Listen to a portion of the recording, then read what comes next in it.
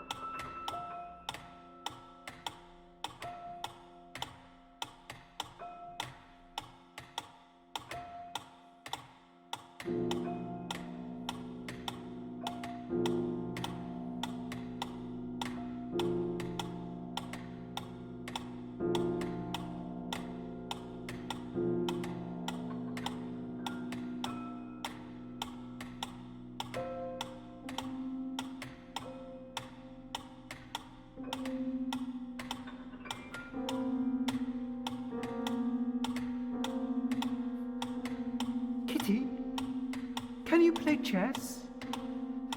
Now don't smile, my dear. I'm asking it seriously. Because when we were playing just now, you watched just as if you understood it. And when I said check, you purred.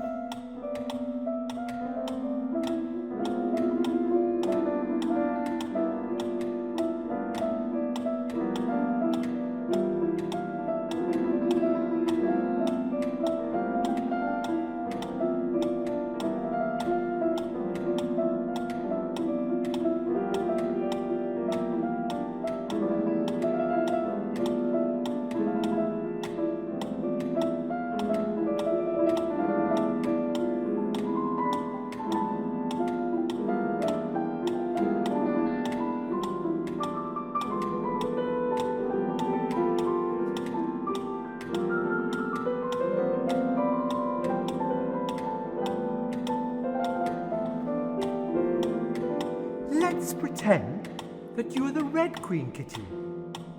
Do you know, I think if you sat up and folded your arms, you'd look exactly like her. Now do try, there's a dear. And if you're not good directly, I'll put you through into Looking Glass House. How would you like that?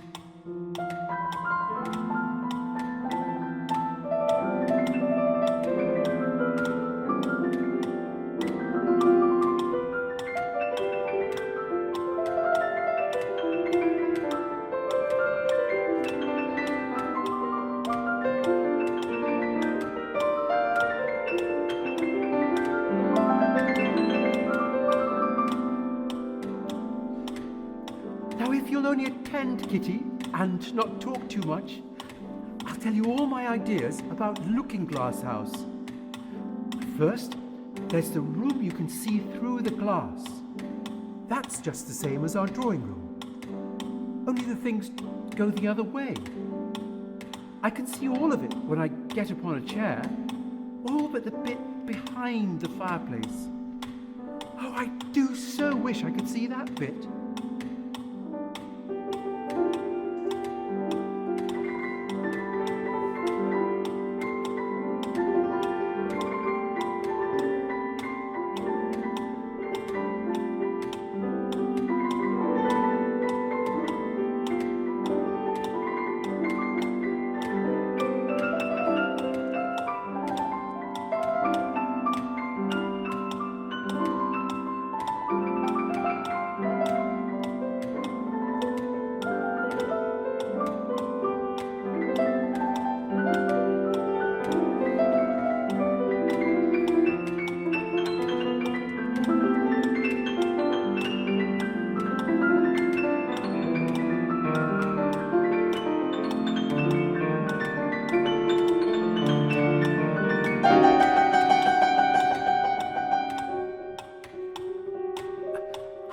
like to live in Looking Glass House, Kitty?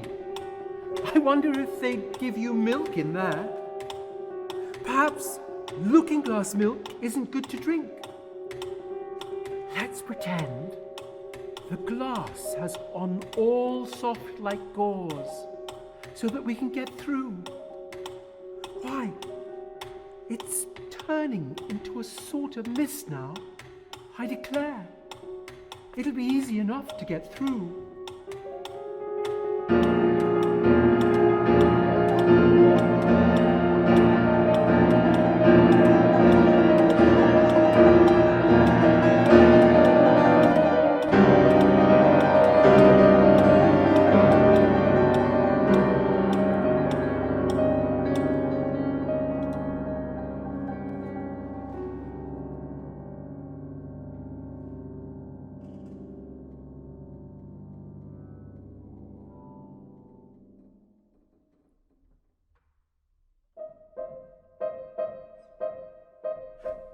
They don't keep this room so tidy as the other. Oh, here are the Red King and the Red Queen. And there are the White King and the White Queen sitting on the edge of the shovel. And here are two castles walking arm in arm. I don't think they can hear me. And I'm nearly sure they can't see me.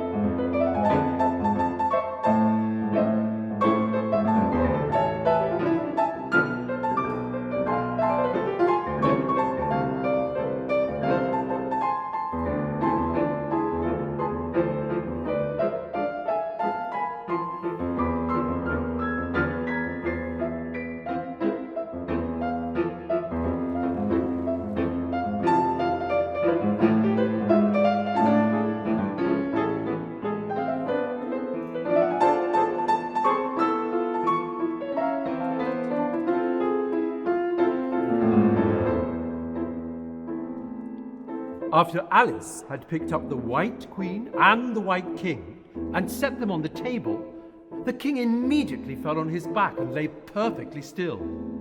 And Alice was a little alarmed at what she had done.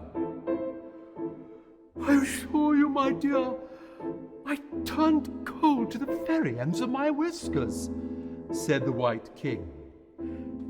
You haven't got any whiskers? The horror of that moment I shall never, never forget. You will, though, if you don't make a memorandum of it. And then all the chess pieces began to move in a stately dance.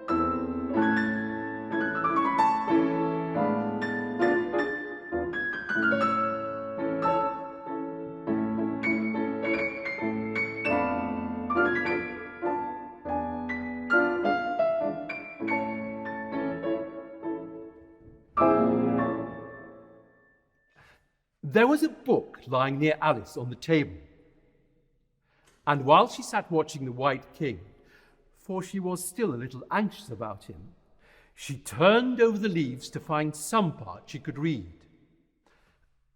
"It's all in some language I don't know," she said to herself.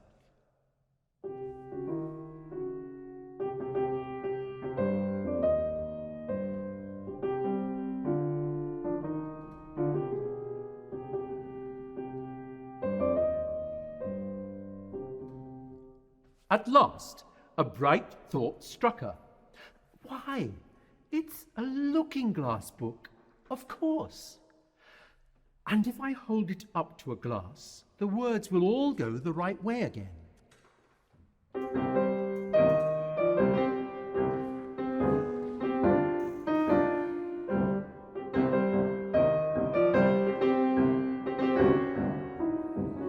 "'Twas brillig, and the slithy toves did gyre and gimble in the wave. Oh, mimsy were the borogoves, and the mome wraths outgrabe.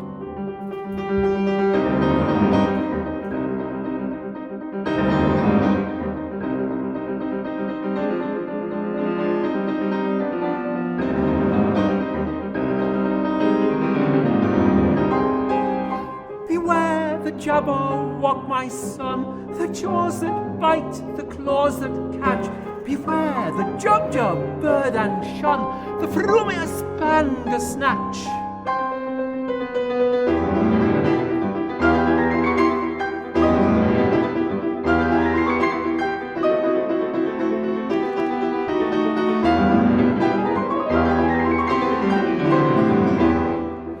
He took his vorpal sword in hand, long time the manxome foe he sought. So rested he by the Tum-Tum tree, and stood a while in thought.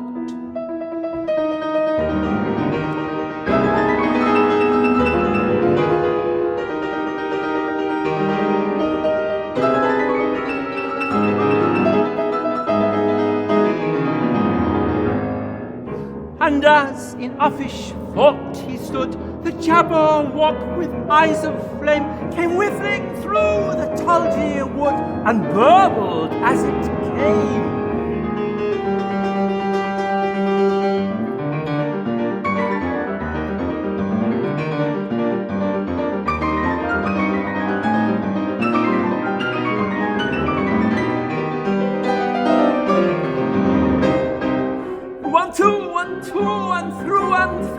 The vorpal blade went snicker-snack. He left it dead, and with its head he went galumphing back.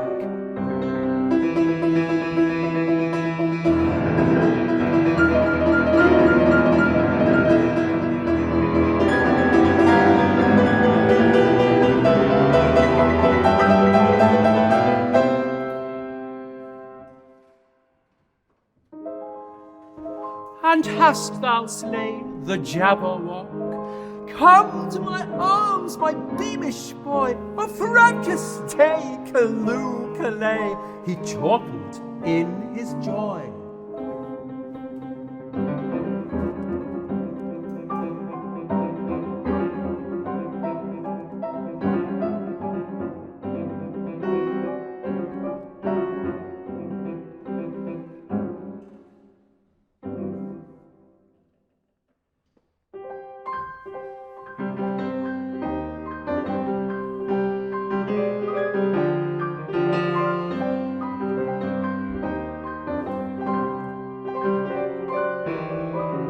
"'Twas brillig, and the slithy toves did gyre and gimble in the wave. Oh, mimsy were the borogoves, and the mome wraths outgrabe.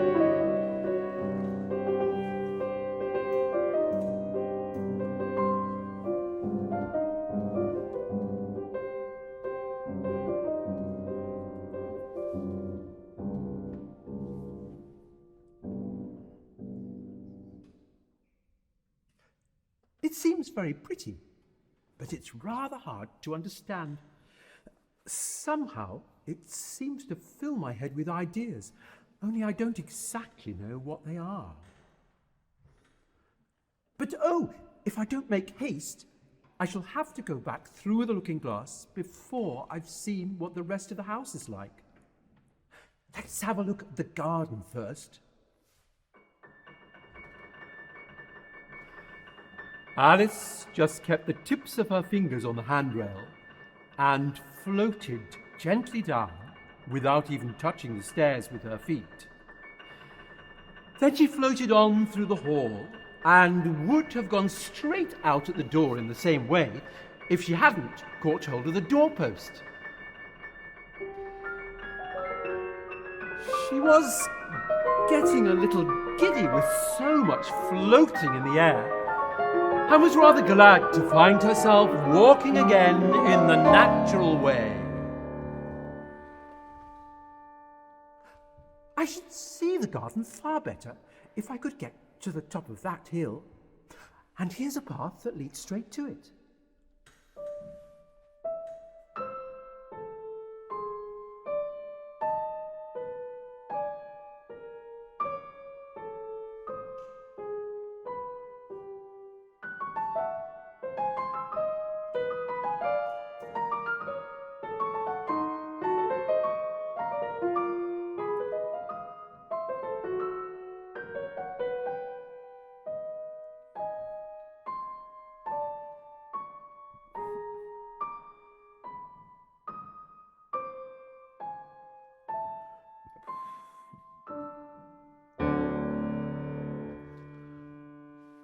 At least, no, it doesn't. This goes straight back to the house. Well then, I'll try it the other way.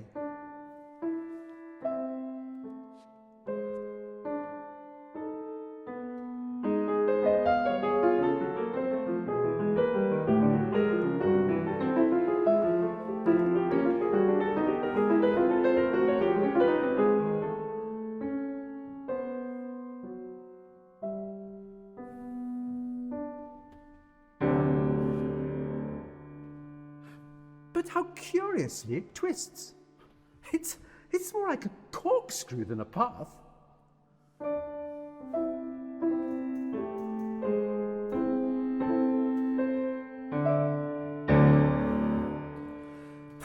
Well, this turn goes to the hill, I suppose.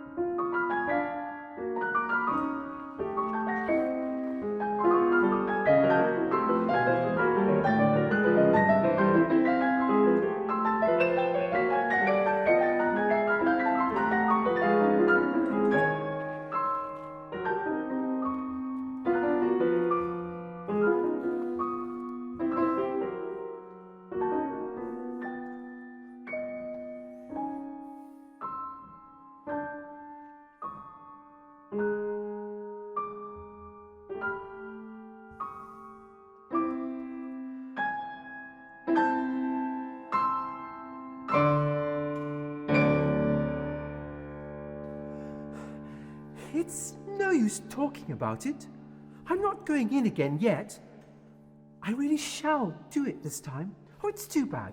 I never saw such a house for getting in the way. Never.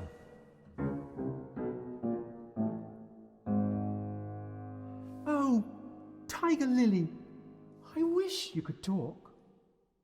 We can talk when there's anybody worth talking to. And can all the flowers talk? As well as you can, and a great deal louder. It isn't manners for us to begin, you know, said the rose. And I really was wondering when you'd speak. Said I to myself, her face has got some sense in it, though it's not a clever one.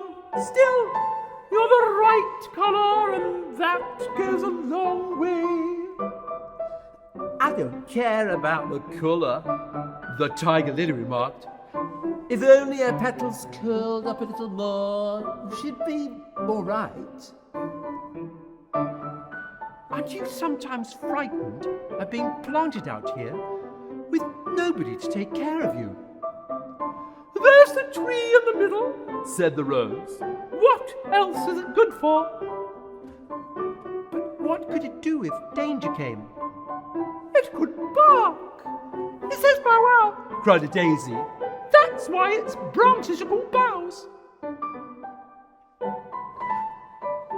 How is it you can all talk so nicely? Put your hand down and feel the ground, said the tiger lily. Then you'll know why. It's very hard, but I don't see what that has to do with it. In most gardens, they make the beds too soft, so that the flowers are always asleep. I never thought of that before. It's my opinion that you never think at all, said the rose. I never saw anybody that looked stupider, a violet said. Hold your tongue, cried the tiger lily, as if you ever saw anybody. You keep your head under leaves and snore away there till you know no more what's going on in the world than if you were a bud. She's coming, cried the larkspur. I hear her footstep. Thump, thump along the gravel walk. It was the Red Queen. Where have you come from, and where are you going? Look up, speak nicely, and don't twiddle your fingers all the time.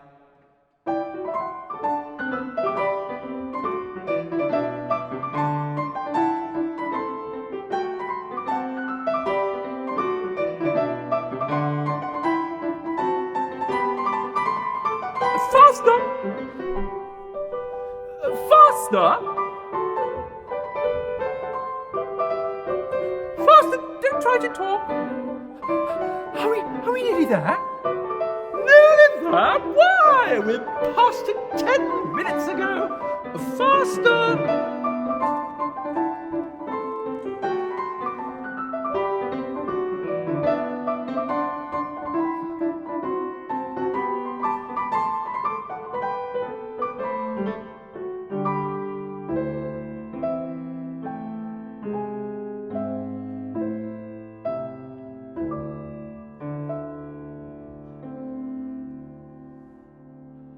Why? I do believe we've been under this tree the whole time. Everything's just as it was. Of course it is. What would you have it? I know what you would like. Have a biscuit. Curtsy while you're thinking what to say. It saves time. For some minutes, Alice stood without speaking, looking out in all directions over the country. And a most curious country it was. I declare, it's marked out just like a large chessboard. There ought to be some men moving about somewhere. And so there are. How I wish I was one of them. I wouldn't mind being a pawn, if only I might join. Of course, I should like to be a queen best.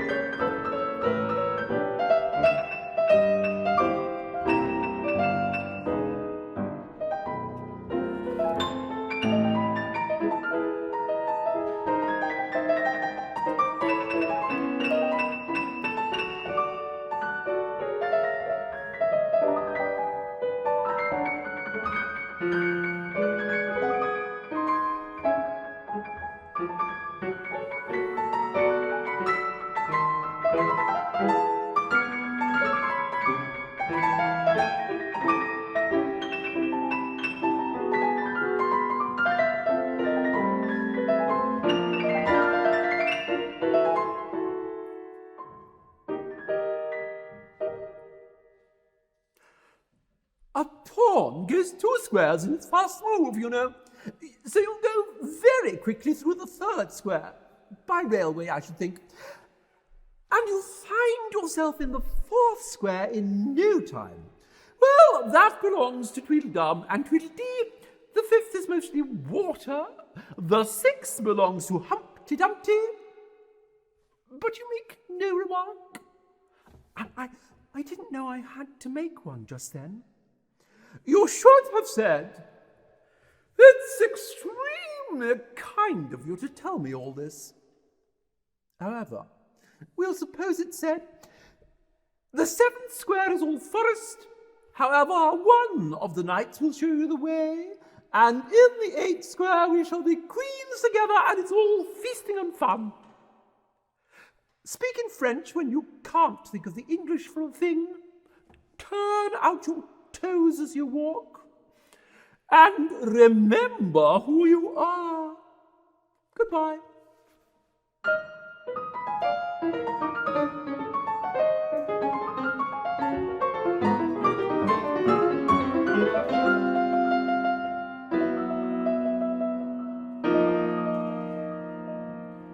Tickets, please.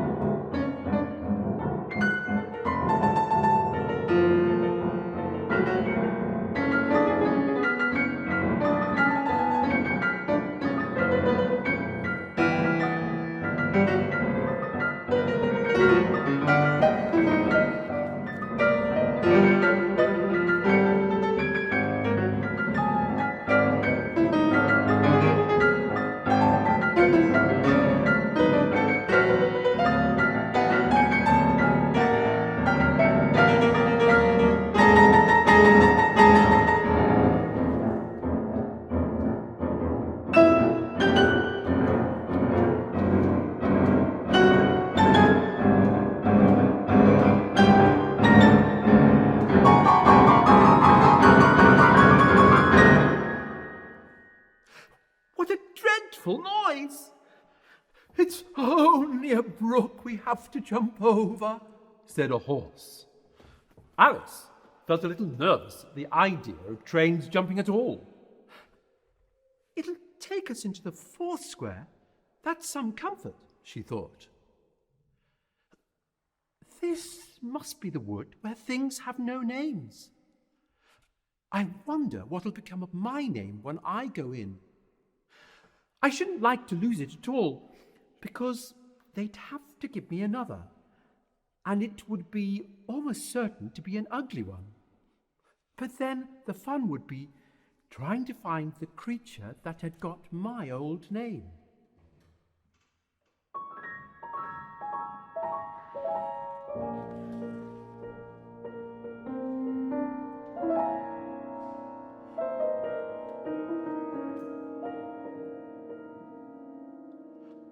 "What do you call yourself?" asked the 4.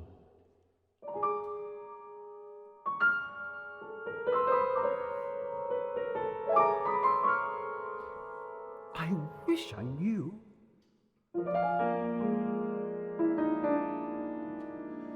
"Nothing just now."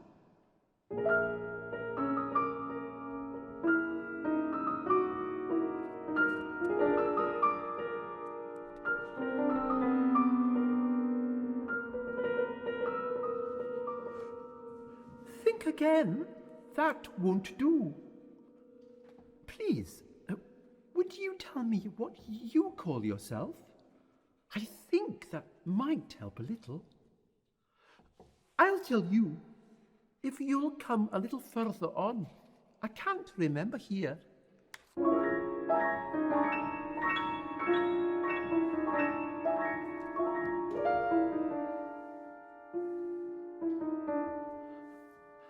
"I'm a fawn. And dear me, you're a human child." And it darted away at full speed.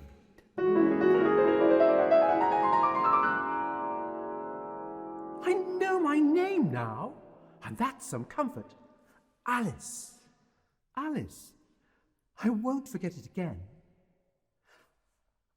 And now, which of these finger posts ought I to follow through this wood, I wonder?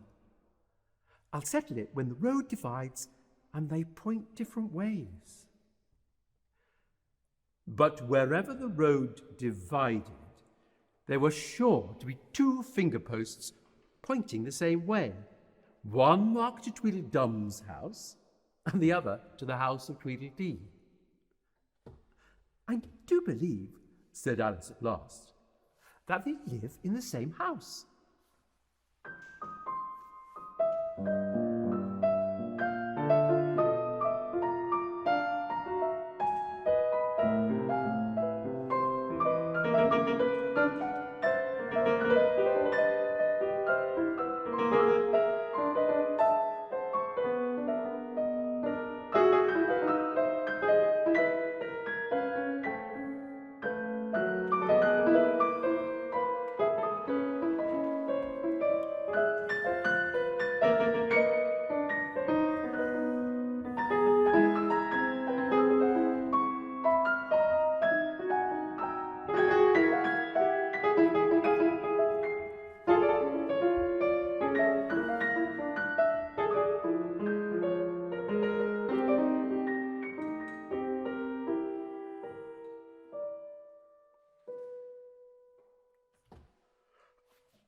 If you think we're waxworks, you ought to pay, you know.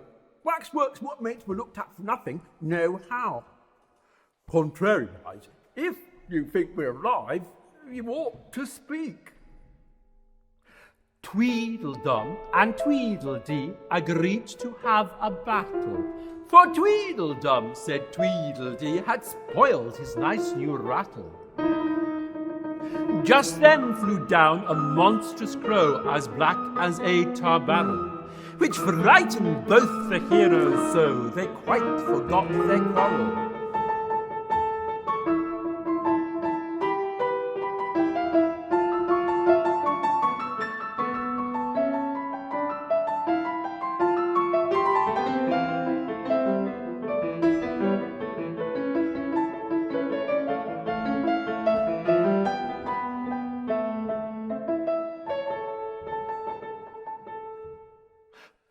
You've gone wrong. The first thing to say in a visit is, how do you do, and shake hands.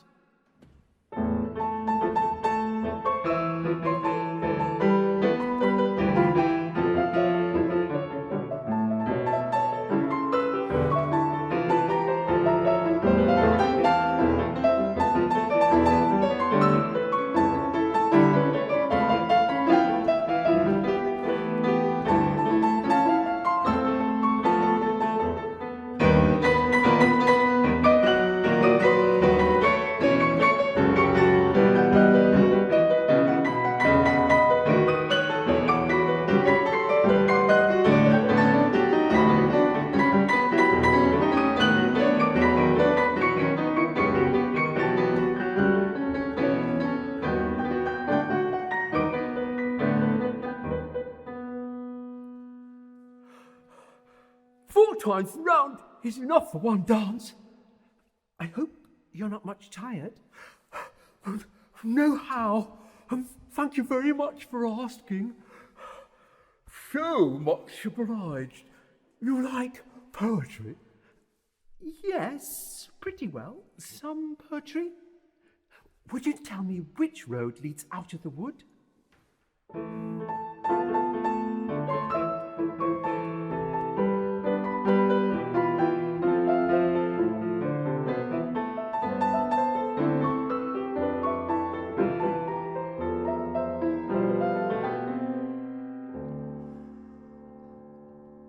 What shall I repeat to her? The walrus and the carpenter is the longest.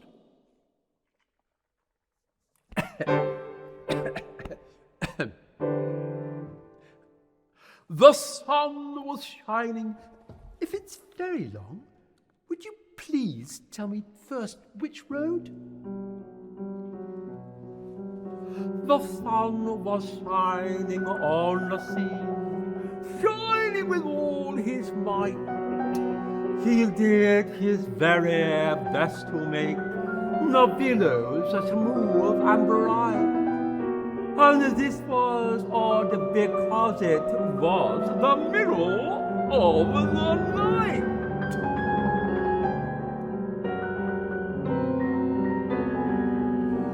The moon was shining sulkily because she thought the sun had got no business to be there after the day was done. It's very rude of him, she said, to come and spoil the fun. The sea was wet as wet could be, the sands were dry as dry. You could not see a cloud because no cloud was in the sky. No birds were flying overhead, there were no birds to fly.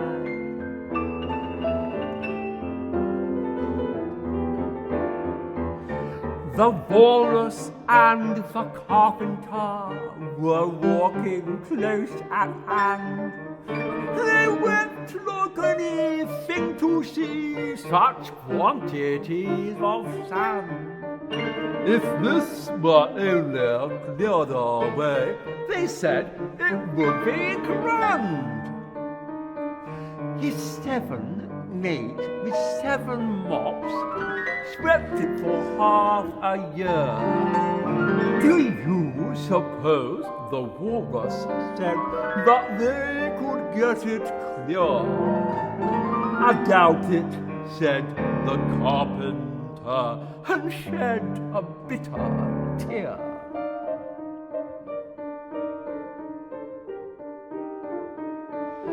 How oysters come and walk with us, the walrus did beseech. A pleasant walk, a pleasant talk along the briny beach. We cannot do with more than 4 to give our hand to each. The eldest oyster looked at him, but never a word he said. The eldest oyster winked his eye and shook his heavy head, meaning to say he did not choose to leave the oyster bed.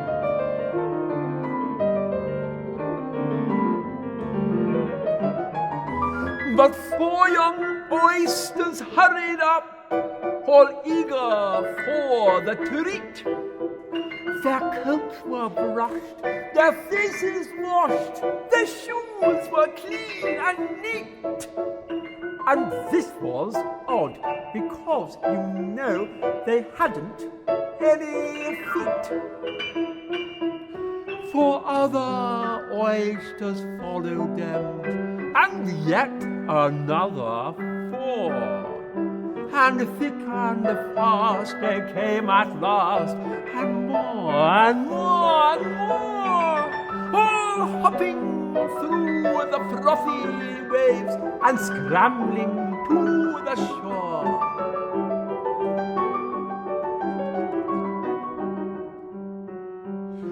The walrus and the carpenter walked on a mile or so, and then they rested on a rock conveniently low.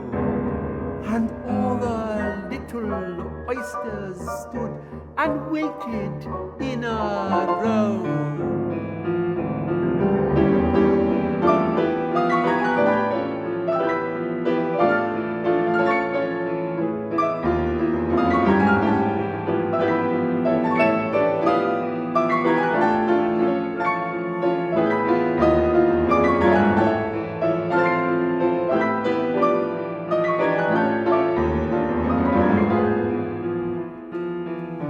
The time has come, the walrus said, to talk of many things.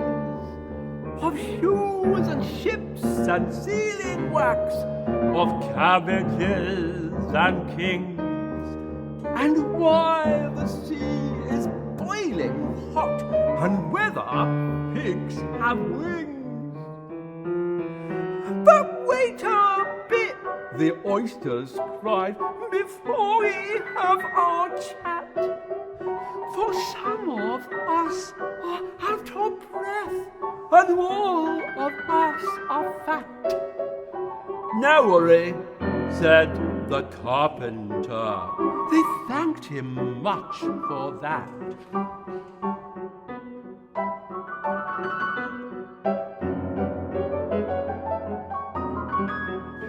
A loaf of bread, the walrus said, is what we chiefly need.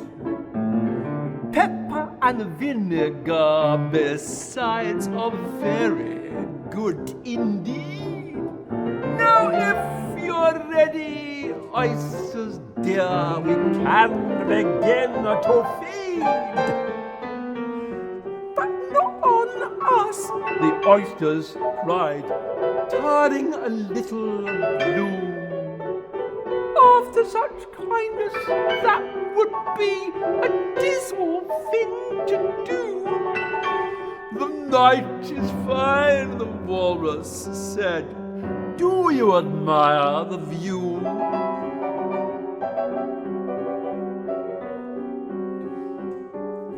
It was so kind of you to come, and you are very nice.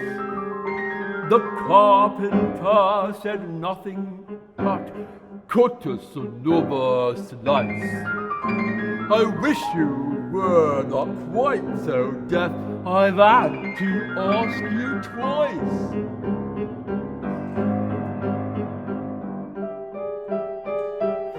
It seems a shame, the walrus said, to play them such a trick. After we brought them out so far and made them trot so quick, the carpenter said nothing, but the butter's spread too thick.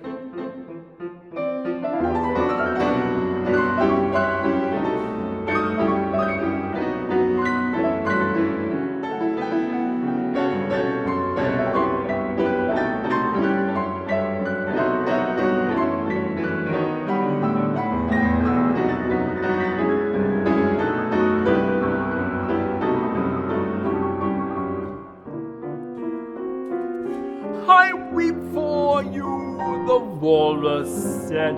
I deeply sympathize.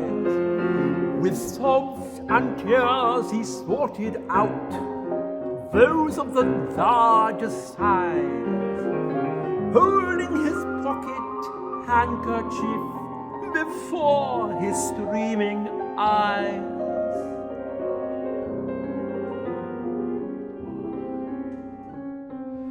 Oh, oysters, said the carpenter, you've had a pleasant run. Shall we be trotting home again? But answer came there none.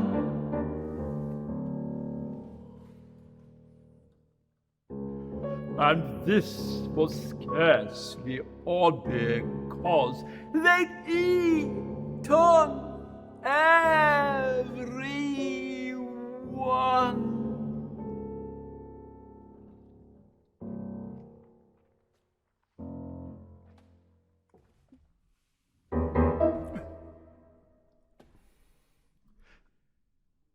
I like the walrus best because he was a little sorry for the poor oysters. He ate more than the carpenter, though. You see, he held his handkerchief in front so that the carpenter couldn't count how many he took, contrary-wise. That was mean. But then I like the carpenter best if he didn't eat so many as the walrus. But he ate as many as he could get. Well, they were both very unpleasant characters. She checked herself in some alarm at hearing something that sounded like the puffing of a large steam engine in the wood. Are there any lions or tigers about here? It's only the Red King snoring. Come and look at him. Isn't he a lovely sight?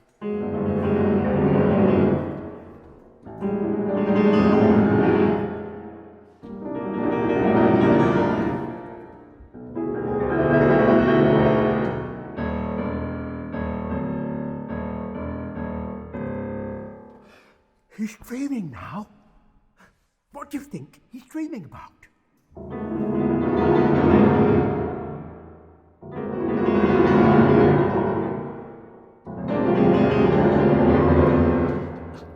Nobody can guess that. Why, about you.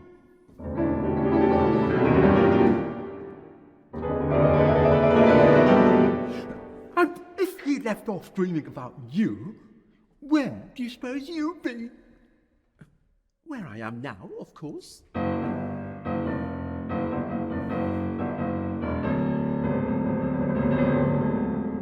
Not you! You'd be nowhere. Why? You're only a sort of thing in his dream. If that there king was to wake, you'd go out bang, just like a candle.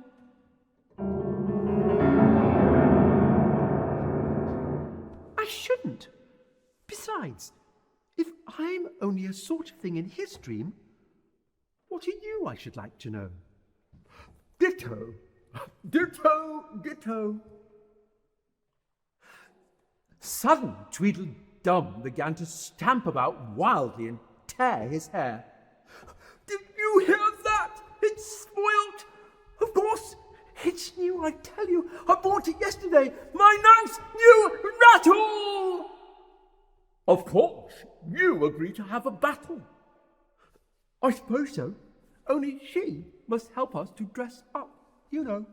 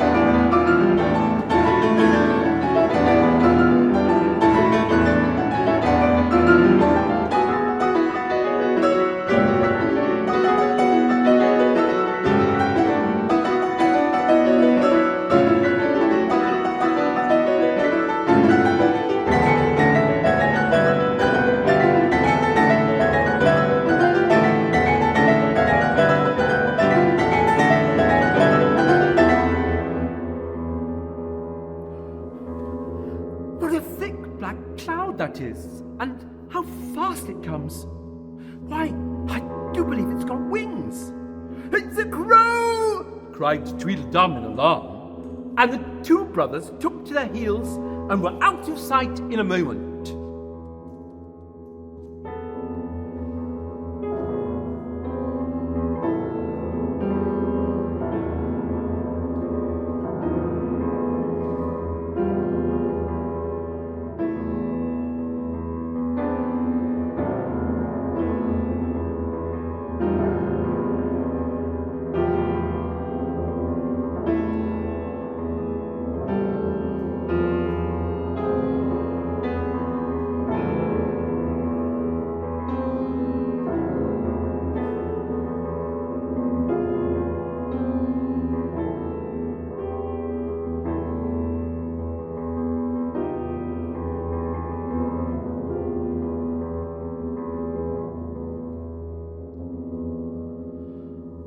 I wish it wouldn't flap its wings so. It makes quite a hurricane in the wood. Here's someone's shawl being blown away.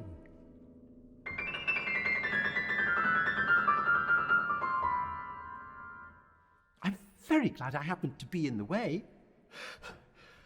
Bread and butter, bread and butter. I Am I addressing the White Queen? Well, yes, if you call it addressing. It isn't my notion of a thing at all.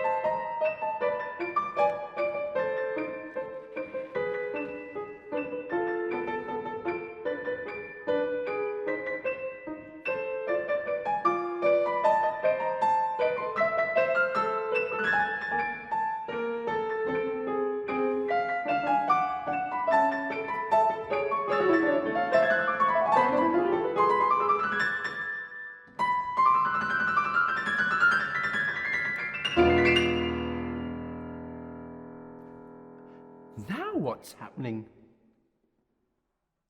Am I in a shop? And is it really a sheep sitting on the other side of the counter knitting? What is it you want to buy? I don't quite know yet. I should like to look all round me first, if I might. You may look in front of you and on both sides, if you like, but you can't look all round you unless you've got eyes in the back of your head.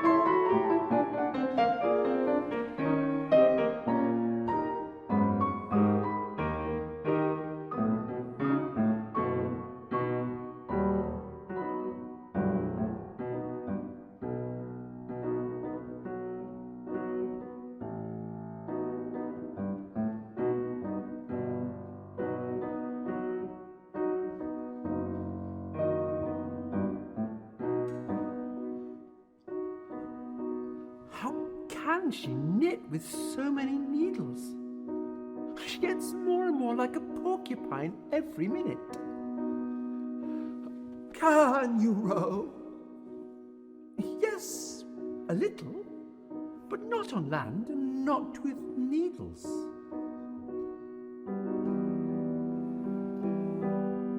When suddenly the needles turned into oars in her hands, and she found they were in a little boat, gliding along between banks.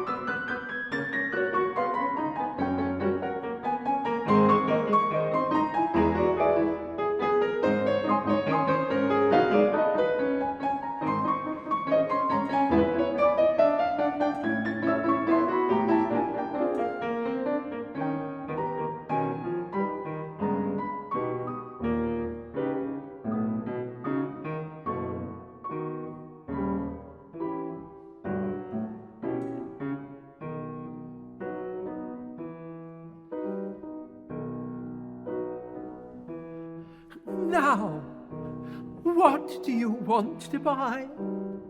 I should like to buy an egg, please.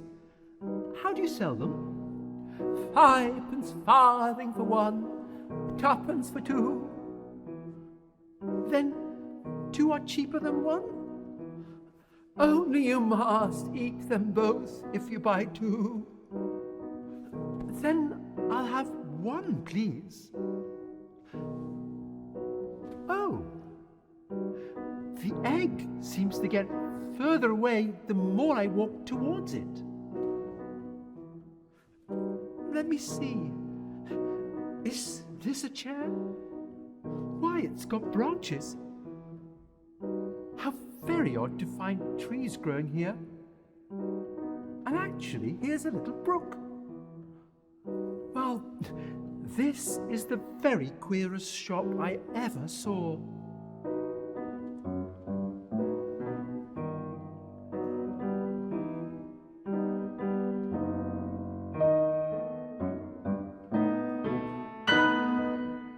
And with that, she jumped over the little brook into the 6th square. Goodness! Now the egg is getting larger and larger. It's Humpty Dumpty. It can't be anybody else. I'm as certain of it as if his name were written all over his face.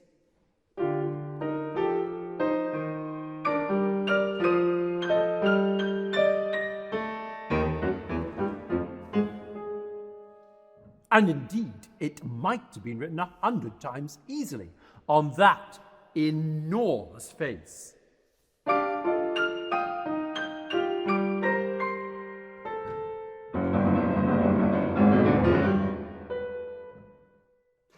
Humpty Dumpty was sitting on the top of a high wall, such a narrow one that Alice quite wondered how he could keep his balance.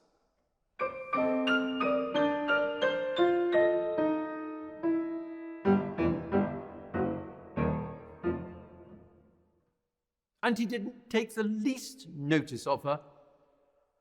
So she thought he must be a stuffed figure after all.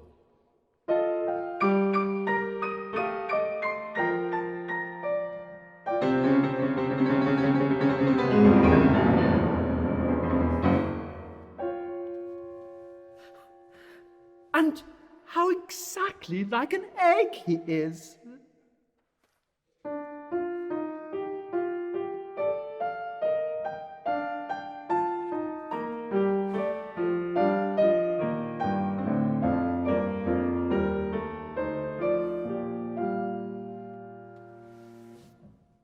It's very provoking to be called an egg. Very.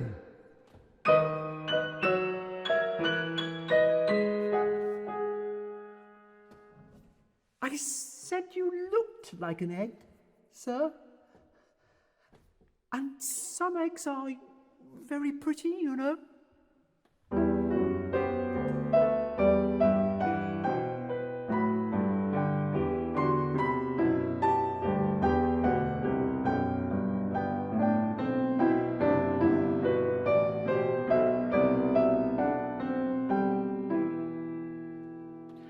Some people have no more sense than a baby.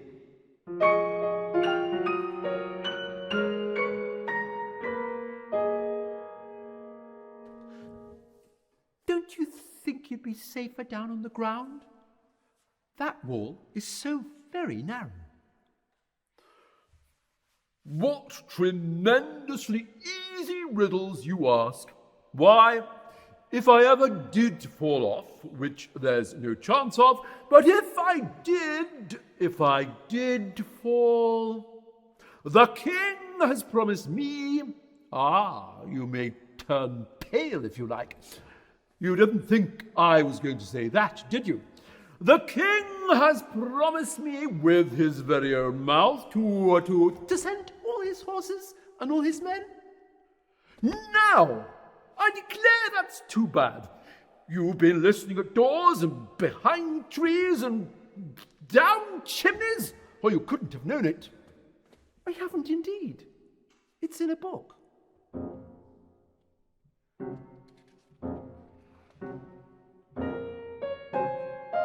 Humpty Dumpty begins to dance on top of the wall.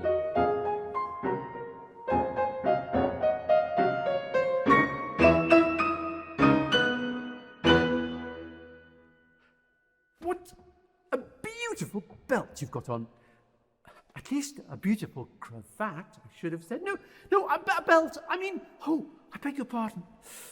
Oh dear, if only I knew which was neck and which was waist.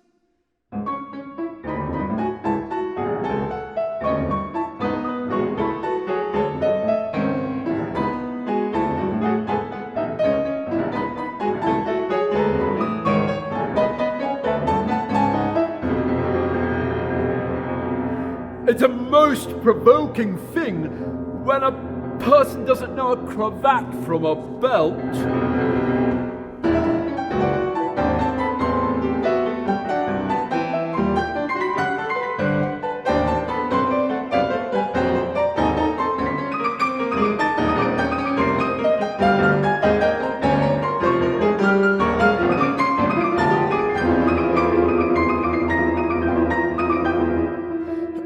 It's a cravat, child, and a beautiful one. It's a present from the White King and Queen. There now.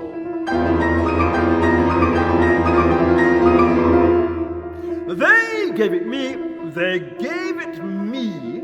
for an unbirthday present.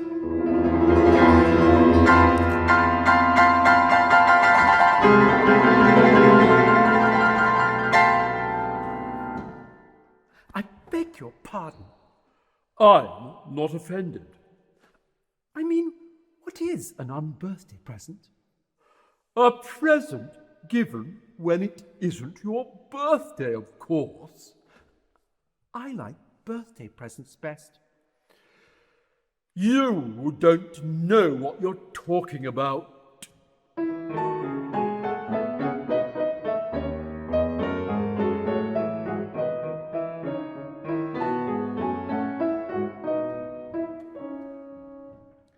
Here's a question for you. How old did you say you were? 7 years and 6 months. Wrong. You never said a word like it. I thought you meant, how old are you? If I meant that, I'd have said it.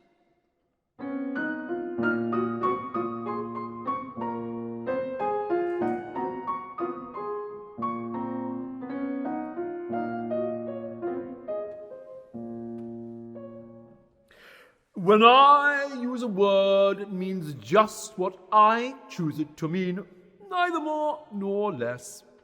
The question is whether you can make a word mean so many different things. The question is, which is to be master? That's all.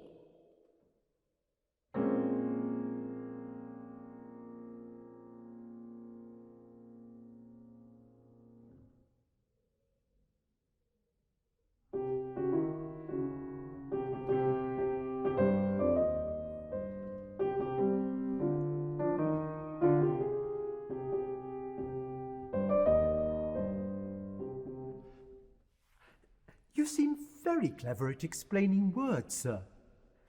Will you kindly tell me the meaning of the poem called Jabberwocky? Let's hear it. I can explain all of the poems that were ever invented, and a good many that haven't been invented just yet.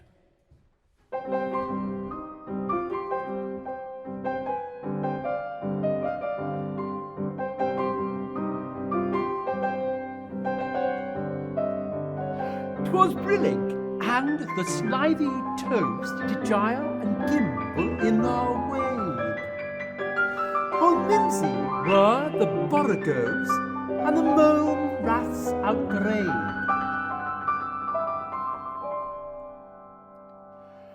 That's enough to begin with.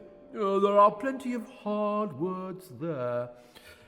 Brillig means 4 o'clock in the afternoon, the time when you begin broiling things for dinner. That'll do very well. And slithy? Well, slithy means lithe and slimy. Lithe is the same as active. You see, it's like a portmanteau. There are 2 meanings packed up into one word. I see it now. And what are toves? Well, toves are something like badgers, they're something like lizards, and they're something like corkscrews. They must be very curious-looking creatures. They are that. Also, they make their nests under sundials. Also, they live on cheese. And what's to gyre and to gimble? To gyre is to go round and around like a gyroscope. To gimble is to make holes like a gimlet. And the wabe is the grass plot around a sundial, I suppose. Of course it is. It's called wabe, you know, because it goes a long way before it and a long way behind it, and a long way beyond it on each side. Exactly so. Well, then, mimsy is flimsy and miserable. There's another portmanteau for you. And a burgove is a thin, shabby-looking bird with its feathers sticking out all around something like a live mob. And then mome rats? I'm afraid I'm giving you a great deal of trouble. Well, a rath is a sort of green pig, but mome I'm not certain about. I think it's short for mome, meaning they'd lost their way, you know. And what does outgrabe mean? Well, outgribing is something between bellowing and whistling with a kind of sneeze in the middle. Who's been repeating all that hard stuff to you? I read it in a book.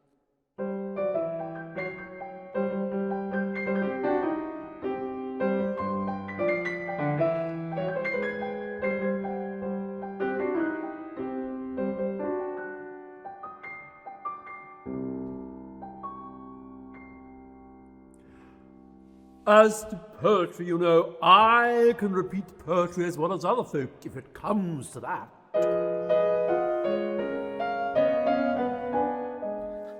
Oh, it needn't come to that.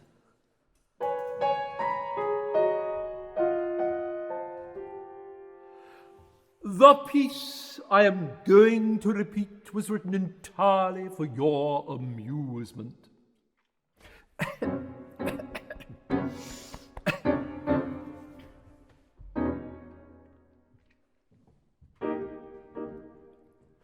In winter, when the fields are wide, I sing this song for your delight. Only I don't sing it. I see you don't. If you can see whether I'm singing or not, you've sharper eyes than most. In spring, when woods are getting green, I'll try and tell you what I mean. Thank you very much.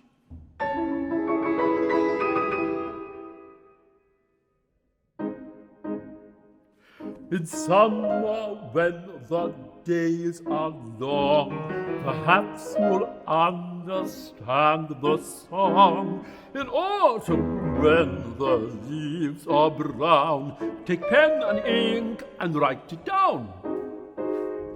I will, if I can remember it so long. You needn't go on making remarks like that. They're not sensible, and they put me out. I sent a message to the fish. I told them this is what I wish.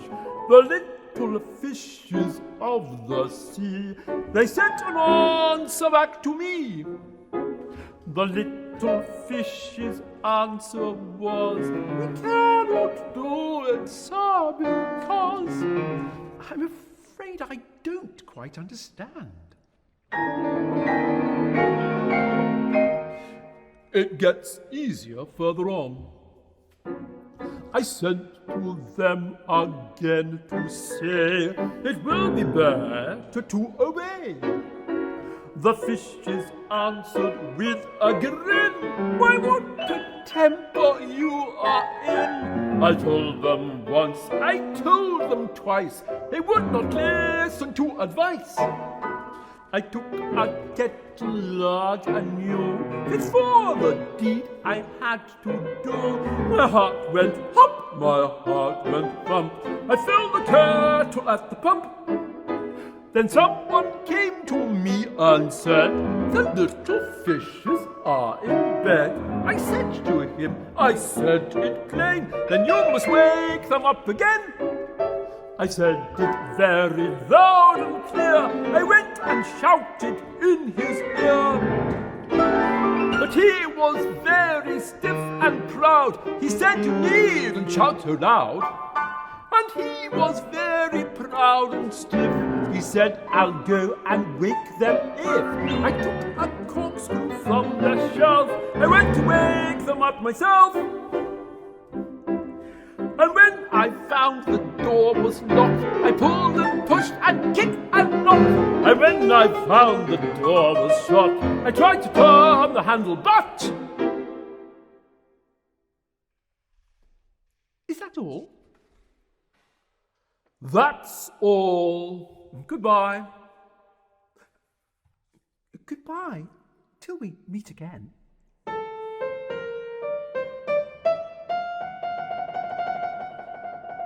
I should know you if we did meet. You're so exactly like other people.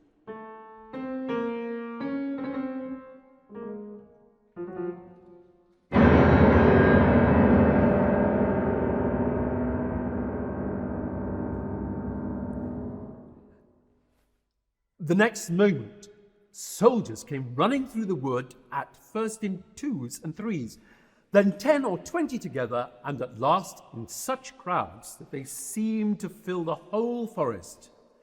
Alice got behind a tree for fear of being run over and watched them go by.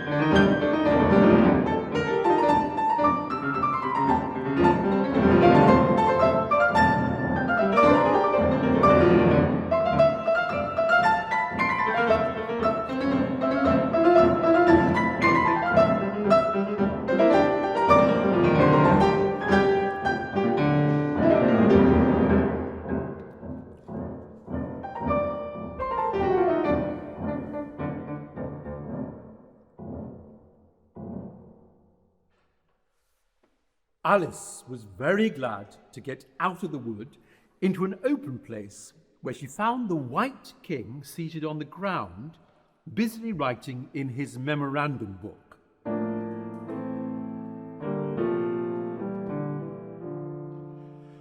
Just look along the road and tell me if you can see either of the messengers. I see nobody on the road.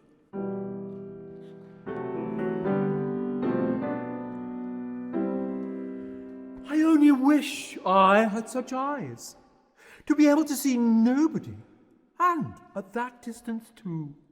Why, it's as much as I can do to see real people by this light.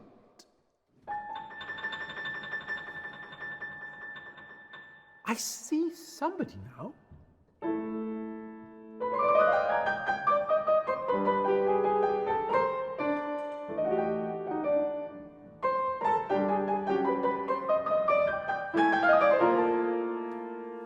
I must have two messengers, you know.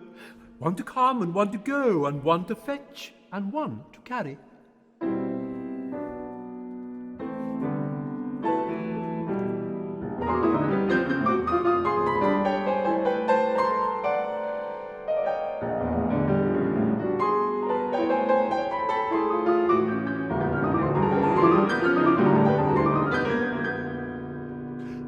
at it again.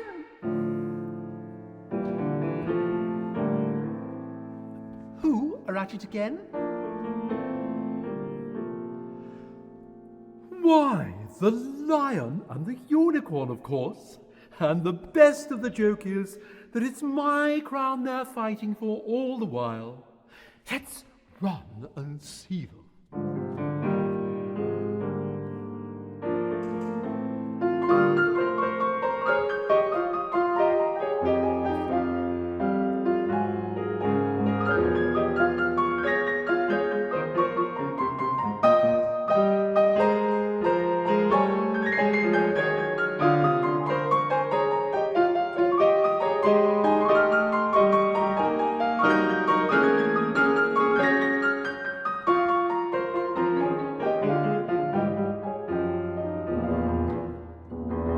The lion and the unicorn were fighting for the crown. The lion beat the unicorn all round the town. Some gave them white bread, some gave them brown. Some gave them plum cake and drummed them out of town.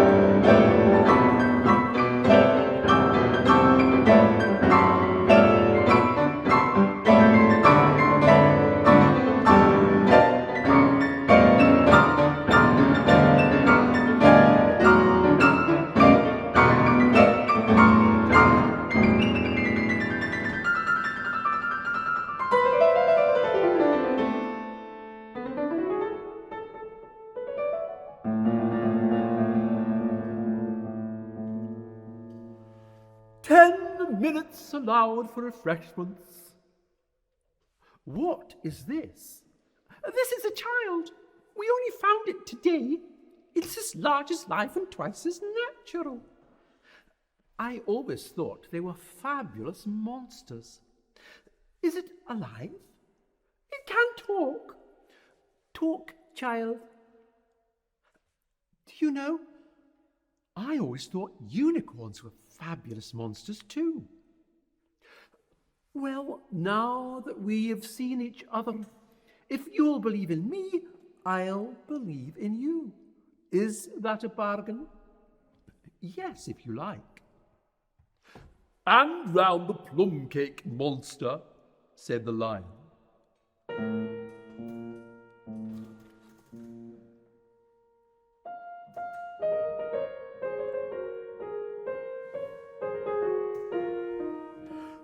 What a time she is cutting up that cake. It's very provoking. I've cut several slices already, but they always join on again. You don't know how to manage looking-glass cakes. Hand it round first and cut it afterwards.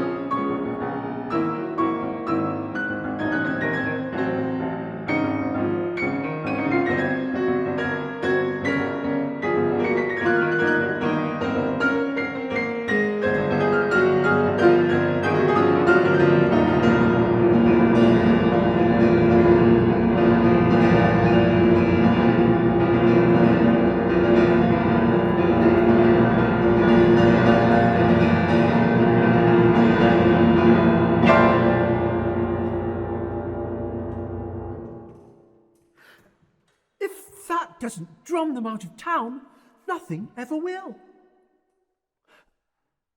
The Red Knight gallops in. Ahoy, ahoy, check, you're my prisoner. And tumbles off his horse.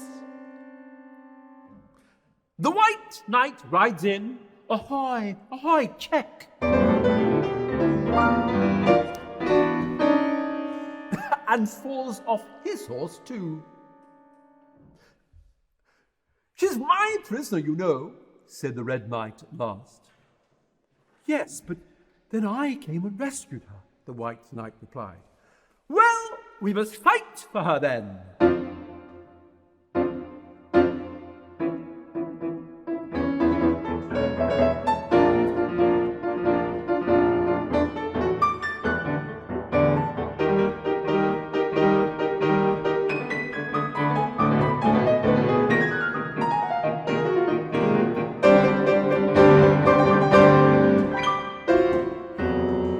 One knight falls off.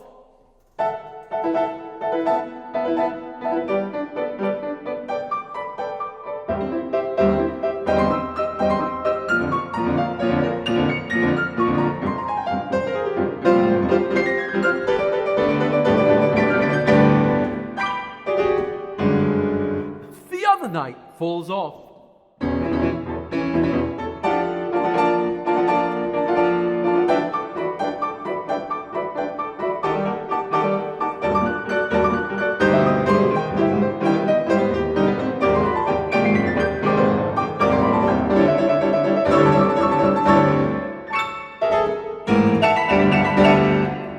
They both fall off.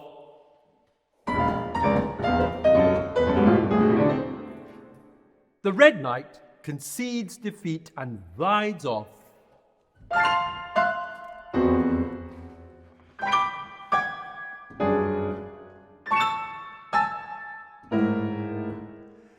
It was a glorious victory, wasn't it? Said the White Knight.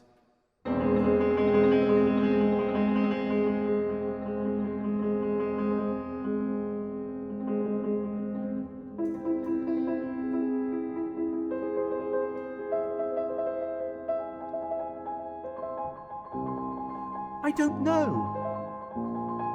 I don't want to be anybody's prisoner. I want to be a queen. So you will when you've crossed the next brook. I'll see you safe to the end of the wood, and then I must go back, you know. That's the end of my move.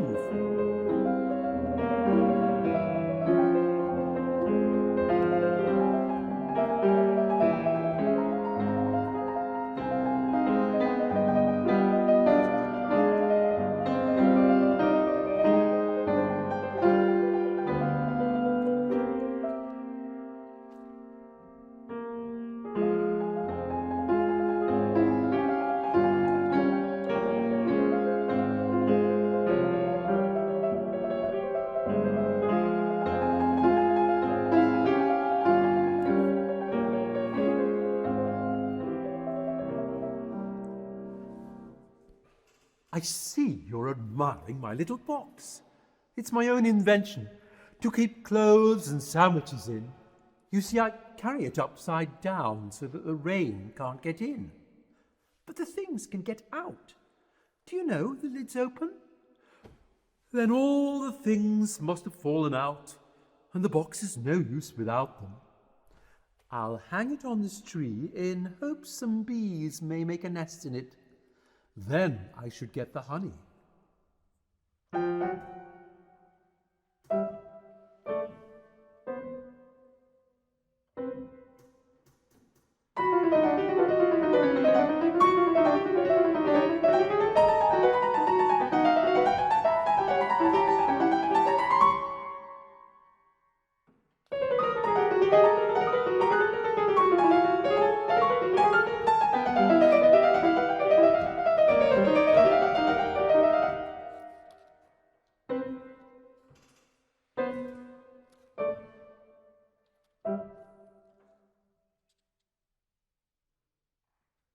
Do you see all those anklets round the horse's feet?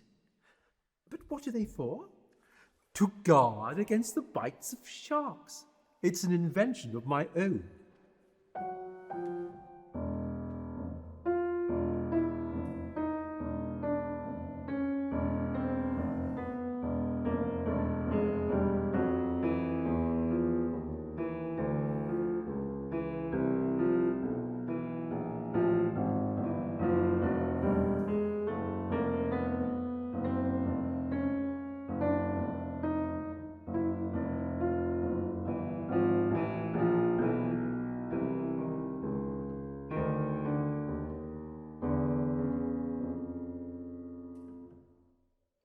Have you invented a plan for keeping hair from being blown off? Not yet, but I've got a plan for keeping it from falling off. First, you take an upright stick, then you make your hair creep up it like a fruit tree. Now, the reason hair falls off is because it hangs down. Things never fall upwards, you know. It's a plan of my own invention.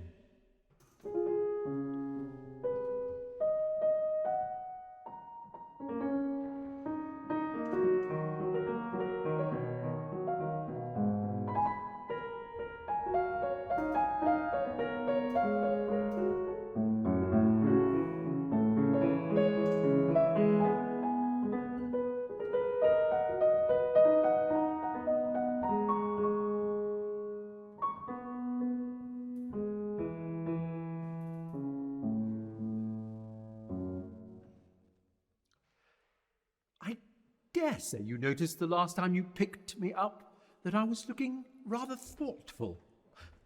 You were a little grave. Well, just then I was inventing a new way of getting over a gate. You see, I said to myself, the only difficulty is with the feet. The head is high enough already. Now, first I put my head on top of the gate, then I stand on my head, then the feet are high enough, you see, and then I'm over, you see.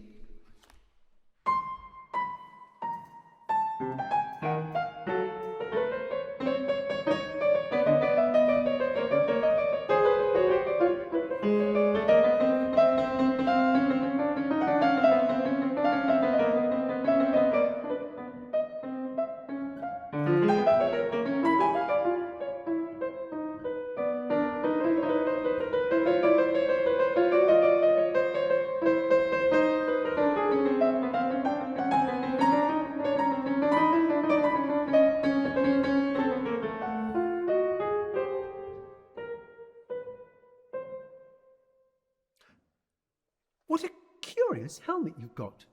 Is that your invention too? Yes, but I've invented a better one than that, like a sugar loaf. When I used to wear it, if I fell off my horse, it always touched the ground directly, so I had very little way to fall, you see.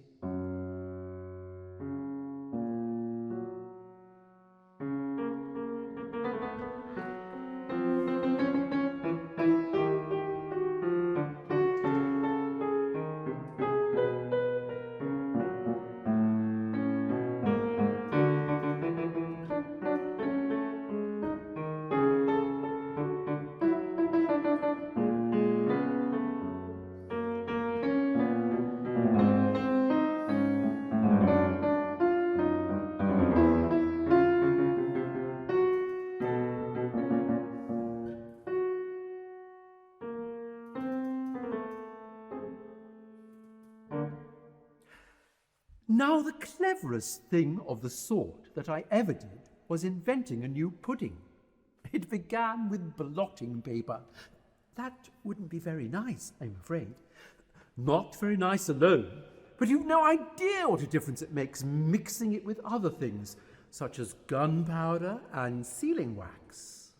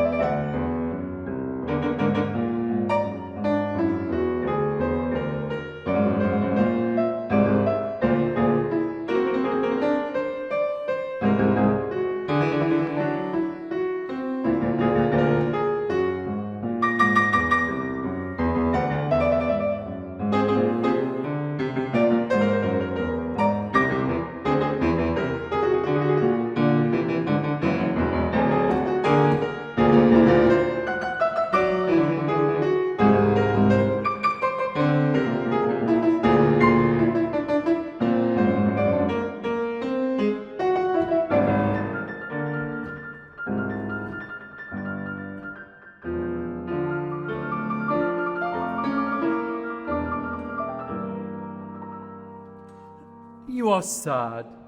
Let me sing you a song to comfort you. Is it very long? It's long, but it's very, very beautiful. Everybody that hears me sing it, either it brings tears into their eyes, or else what? Or else it doesn't, you know.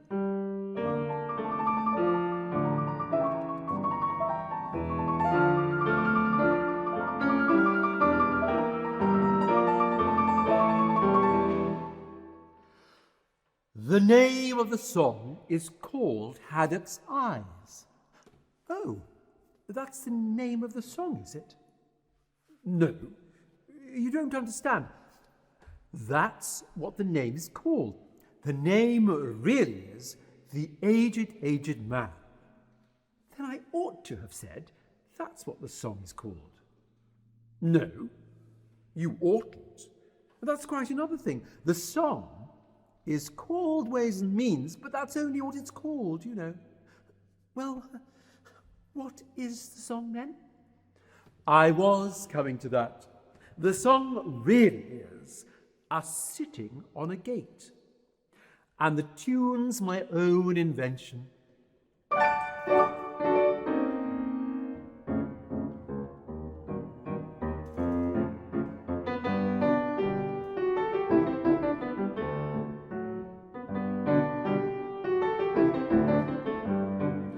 I'll tell thee everything I can, there's little to relate.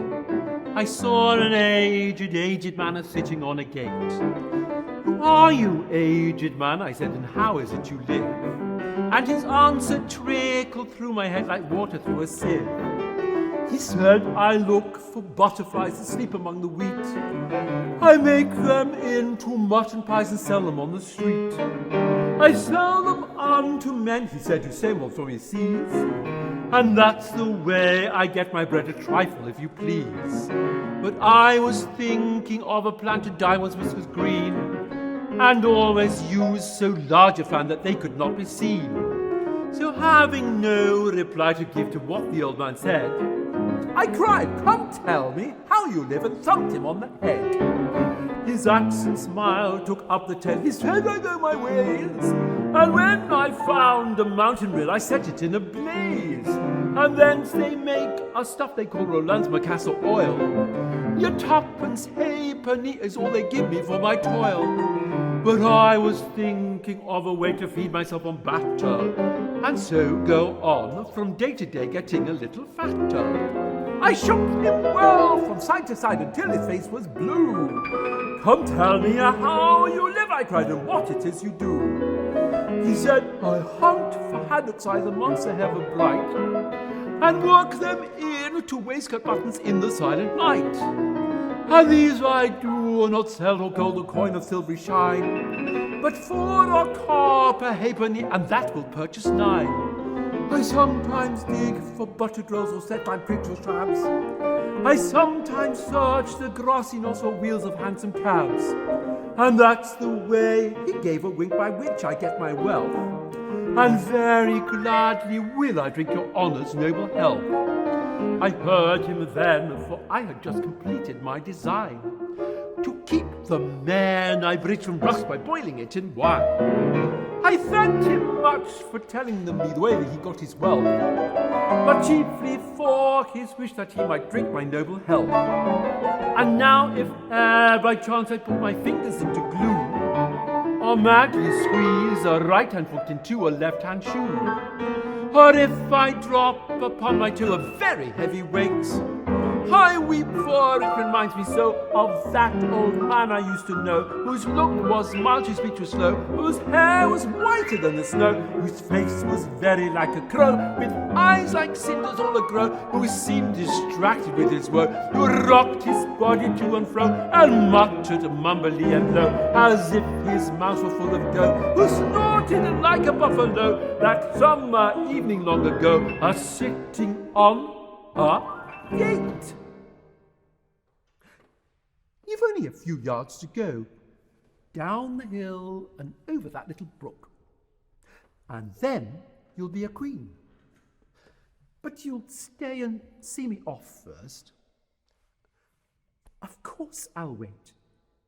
And thank you very much for coming so far, and for the song. I liked it very much. I hope so. But you didn't cry so much as I thought you would.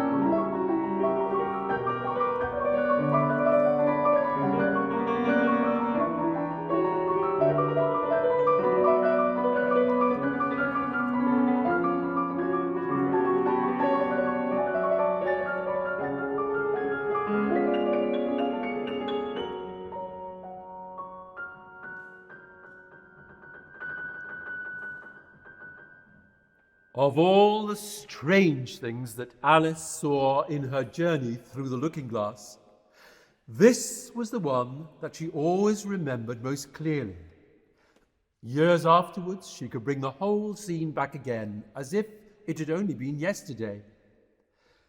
The mild blue eyes of the night, the setting sun gleaming through his hair and shining on his armour in a blaze of light that quite dazzled her. The horse quietly moving about with the reins hanging loose on his neck, cropping the grass at her feet, and the black shadows of the forest behind. All this she took in like a picture as, with one hand shading her eyes, she leant against a tree, watching the strange pair and listening in a half-dream to the melancholy music. It won't take long to see him off, I expect. There he goes! Right on his head as usual.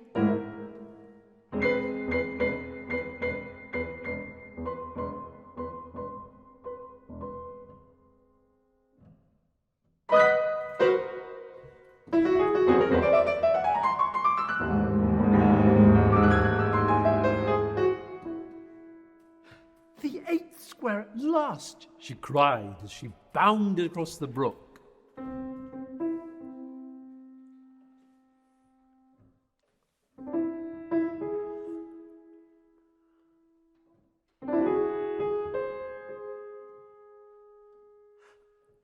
Well, this is grand. I never expected I should be a queen so soon. And I'll tell you what it is, Your Majesty. It'll never do for you to be lolling about on the grass like that. Queens have to be dignified, you know.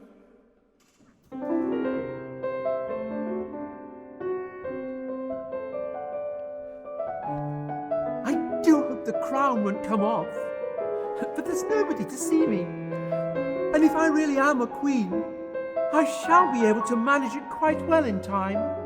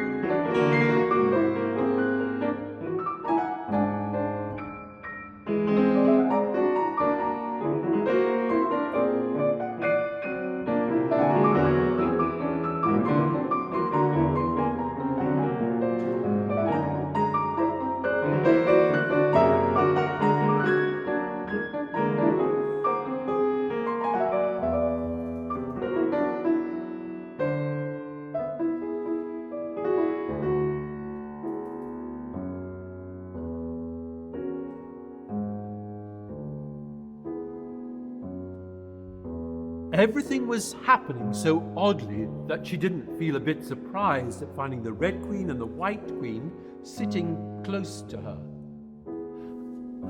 Please, would you tell me? Speak when you're spoken to. But if everybody obeyed that rule, and if you only spoke when you were spoken to, and the other person always waited for you to begin, you see, nobody would ever say anything, so that... Ridiculous!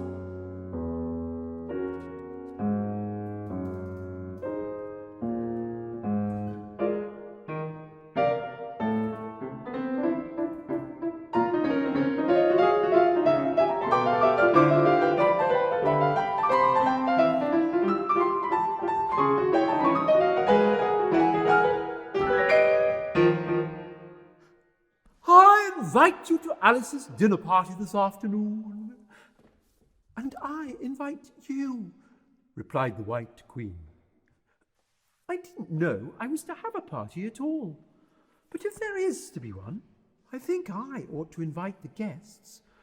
We gave you the opportunity.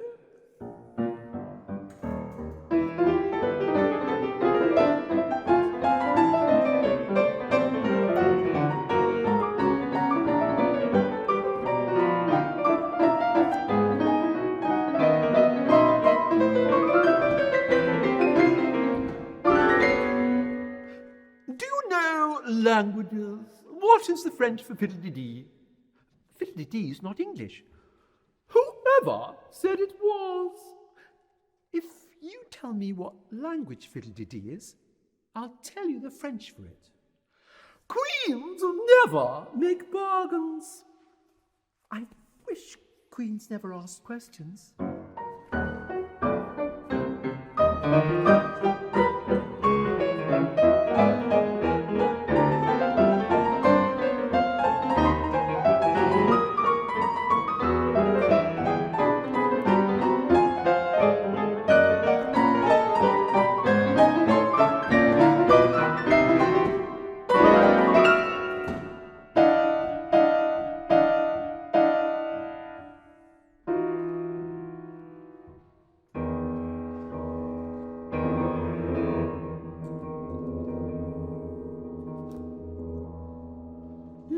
Majesty must excuse the White Queen.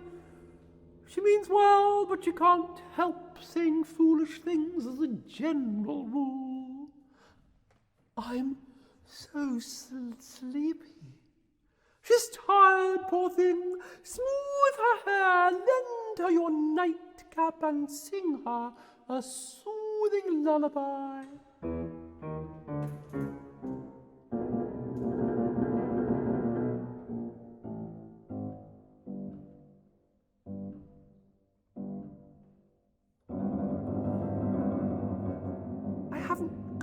Nightcap with me, and I don't know any soothing lullabies.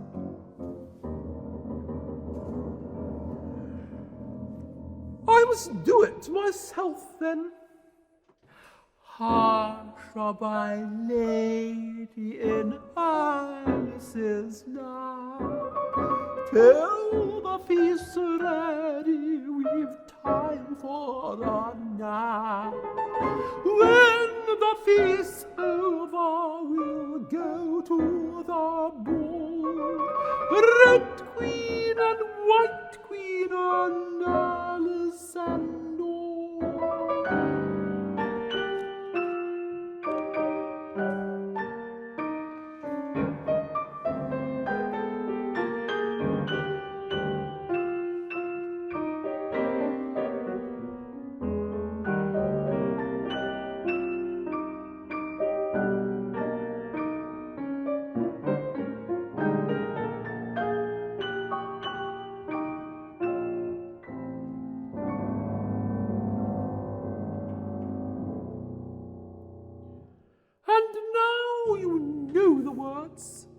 Just sing it through to me. I'm getting sleepy too.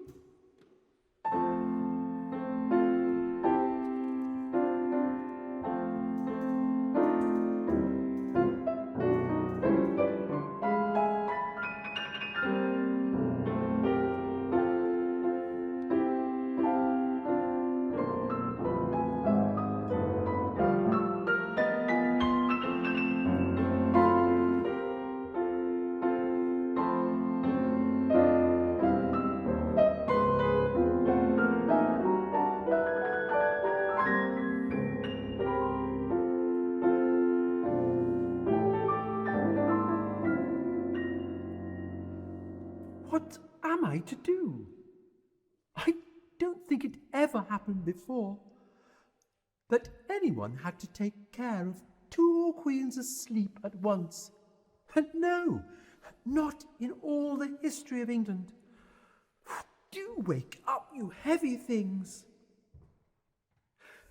She was standing before an arched doorway over which were the words Queen Alice in large letters, and on each side of the arch there was a bell handle.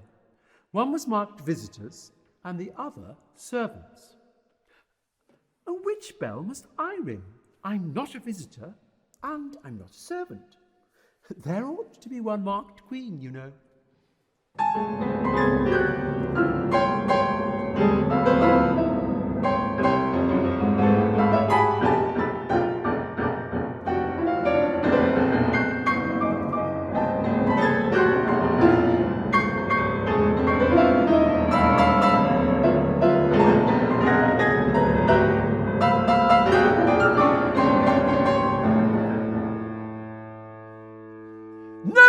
Till the week after next.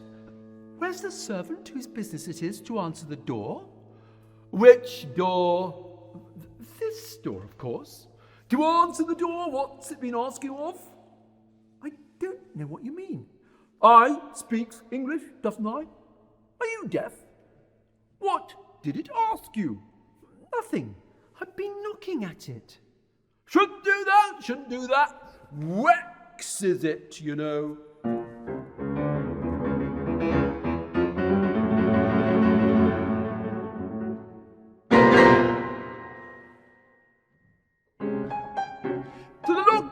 World, it was Alice that said, I've a sceptre in hand, I've a crown in my head. Let the looking glass creatures, whatever they be, come to dine with the Red Queen, the White Queen, and me.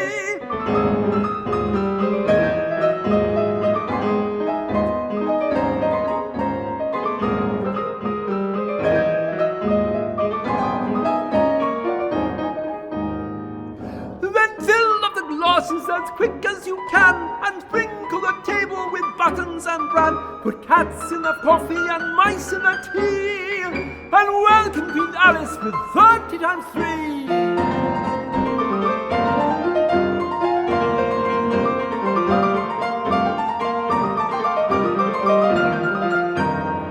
Oh, looking glass creatures, quoth Alice, draw near. 'Tis an honour to see me, a favour to hear. 'Tis a privilege high to have dinner and tea, along with the Red Queen, the White Queen, and me.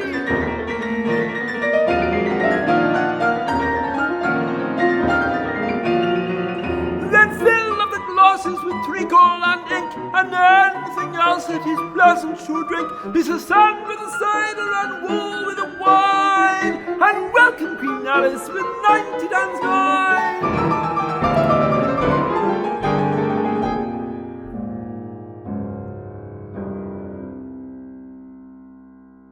I'm glad you've all come without waiting to be asked. I never should have known who were the right people to invite.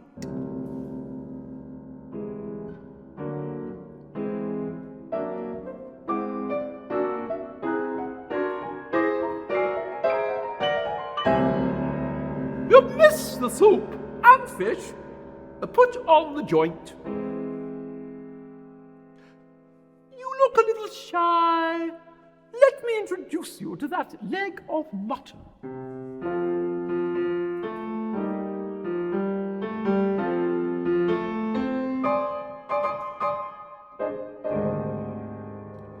Alice, mutton, Alice. Whereupon the leg of a mutton dances a hornpipe.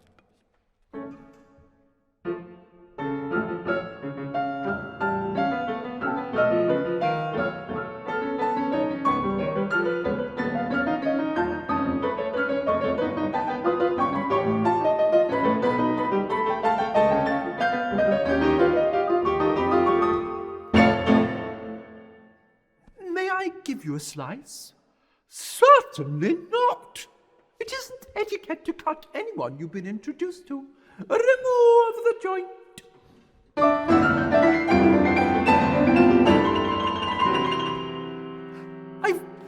introduce to the pudding, please, or we shall get no dinner at all. Pudding, Alice, Alice, pudding.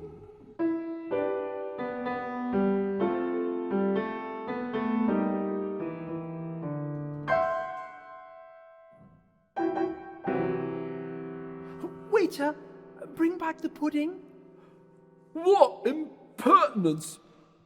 I wonder how you'd like it if I were to cut a slice out of you, you creature. Make a remark. It's ridiculous to leave all the conversation to the pudding.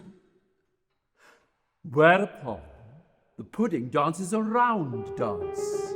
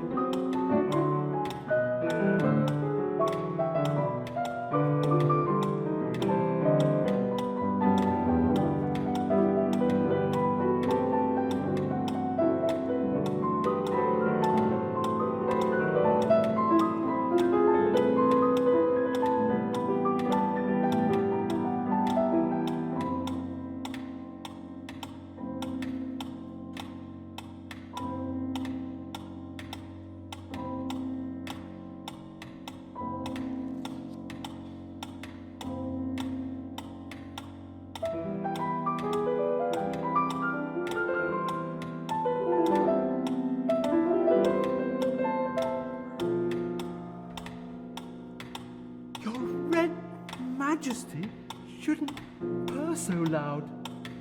Kitty, you woke me out of such a nice dream.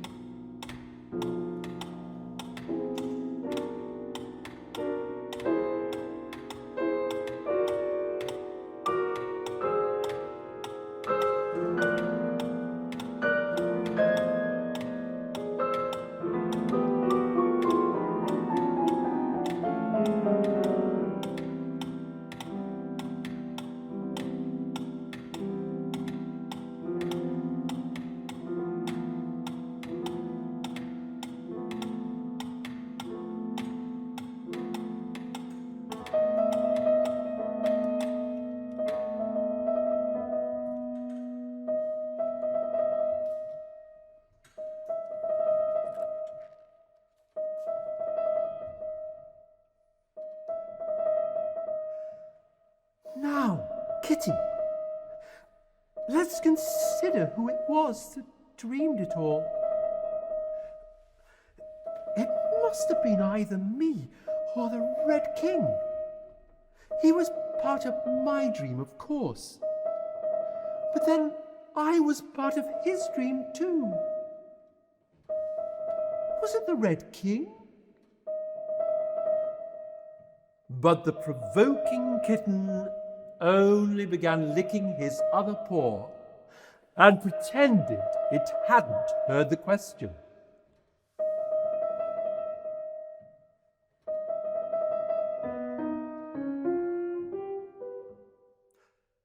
Which do you think it was?